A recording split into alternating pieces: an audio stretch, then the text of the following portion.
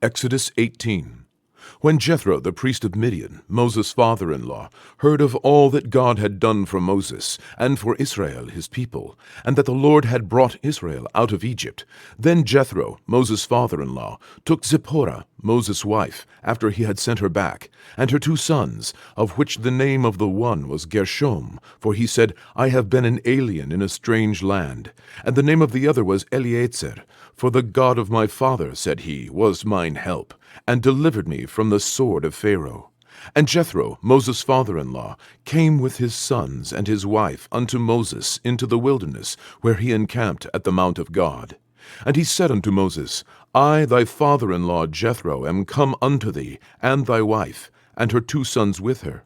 And Moses went out to meet his father-in-law, and did obeisance, and kissed him, and they asked each other of their welfare, and they came into the tent. And Moses told his father-in-law all that the Lord had done unto Pharaoh and to the Egyptians for Israel's sake, and all the travail that had come upon them by the way, and how the Lord delivered them. And Jethro rejoiced for all the goodness which the Lord had done to Israel, whom he had delivered out of the hand of the Egyptians. And Jethro said, Blessed be the Lord, who hath delivered you out of the hand of the Egyptians, and out of the hand of Pharaoh, who hath delivered the people from under the hand of the Egyptians. Now I know that the Lord is greater than all gods, for in the thing wherein they dealt proudly, he was above them. And Jethro, Moses' father-in-law, took a burnt offering and sacrifices for God. And Aaron came, and all the elders of Israel, to eat bread with Moses' father-in-law before God. And it came to pass on the morrow, that Moses sat to judge the people, and the people stood by Moses from the morning unto the evening. And when Moses' father-in-law saw all that he did to the people, he said, What is this thing that thou doest to the people? Why sittest thou thyself alone, and all the people stand by thee from morning unto even?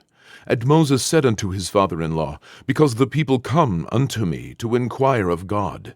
When they have a matter, they come unto me, and I judge between one and another, and I do make them know the statutes of God and his laws.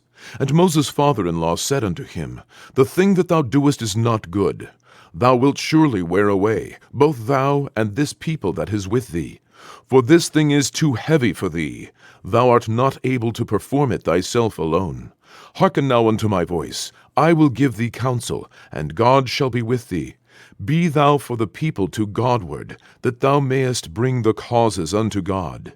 And thou shalt teach them ordinances and laws, and shalt show them the way wherein they must walk, and the work that they must do.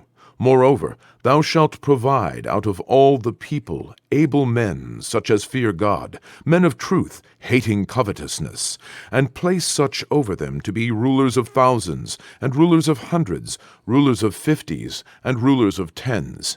And let them judge the people at all seasons.